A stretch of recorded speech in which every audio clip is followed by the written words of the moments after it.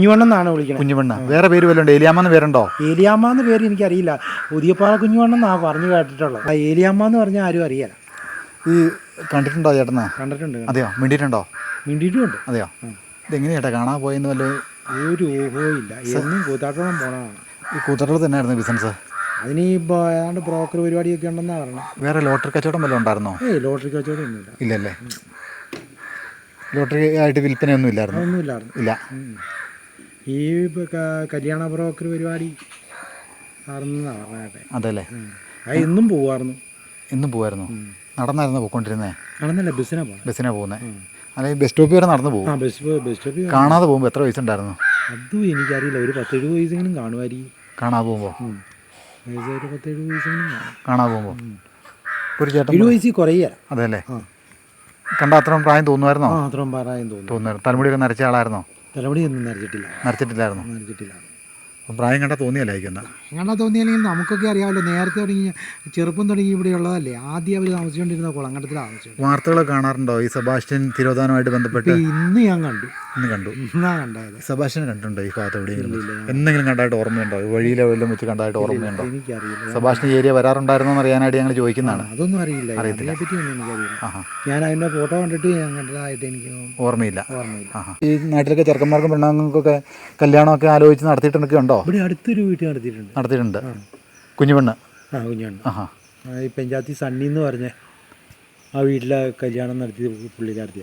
ചേട്ടനേക്കാളും ഒരു എന്താണേലും എന്നെ കഴിഞ്ഞ് എങ്ങനെയായാലും ഒരു 10-15 വയസ്സെങ്കിലും കൂടുതലും. ഈ ചേട്ടൻ ഈ നാട്ടിൽ ജനിച്ചു വളർന്ന കാരണം ഏകദേശം പ്രായത്തിന്റെ കാര്യം അറിയാലോ. 15 വയസ്സെങ്കിലും കൂടുതലും. അതല്ലേ?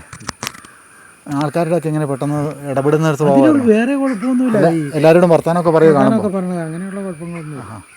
സെബാസ്റ്റ്യൻ കൊണ്ട് തട്ടിക്കളഞ്ഞെന്നാ പറയുന്നത്. എന്ന് ഞാനിപ്പോൾ ഇന്ന് കണ്ടപ്പോഴാണ് അറിയണത്.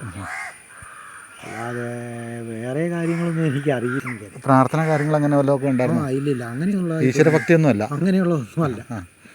പള്ളിപ്പോക്കൊന്നുമില്ല. അത് അത് അറിഞ്ഞു. പക്ഷേ അതിനെപ്പറ്റി അന്വേഷണത്തെ പറ്റി ഒന്നും എനിക്കറിയില്ല. ഇയാളെ ഞാൻ കണ്ടിട്ടും എനിക്ക് കണ്ടതായിട്ട് പോലും ഓർക്കുന്നില്ല. സെബാസ്റ്റ്യൻ അല്ലേ? അങ്ങനെ കേട്ടോ. ഞങ്ങൾ ഈ കുഞ്ഞുപെണ്ണിന്റെ ഒരു അന്വേഷണമായിട്ട് കുഞ്ഞുപെണ്ണ് മരിച്ചെന്നല്ലോ.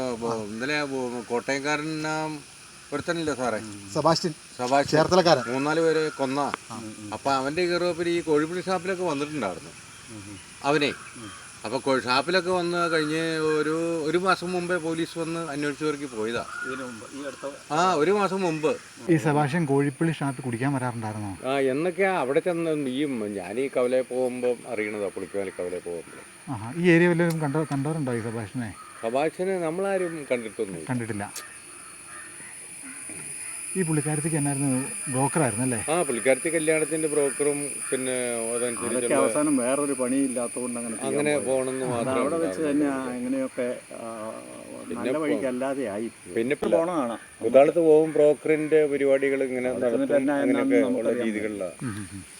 ഈ പുള്ളിക്കാരത്തി എങ്ങനെ മിസ്സായെന്നുള്ള ഒരു മിസ്സായതെന്ന് പറഞ്ഞു കഴിഞ്ഞാൽ കൂത്താളത്ത് ആയിരുന്നു സ്ഥിരം പുള്ളിക്കാരത്തി. ലോട്ടറി കച്ചവടം അങ്ങനെ ഉണ്ടായിരുന്നു? ലോട്ടറി ഒന്നും ഇല്ലായിരുന്നു. ഈ കല്യാണത്തിന്റെ ഇടപാടുകളും പിന്നെ വൈകുന്നേരം ആയി കഴിയുമ്പം നല്ല സ്മോൾ അടിക്കുന്ന പരിപാടികളൊക്കെ ഉണ്ടായിരുന്നു. അതുണ്ടോ? വെള്ളടിക്കുന്ന പരിപാടി ഉണ്ടായിരുന്നു. ഒന്നും എനിക്കറിയാൻ. വെള്ളം മദ്യപിക്കുകയും ചെയ്യുമായിരുന്നു.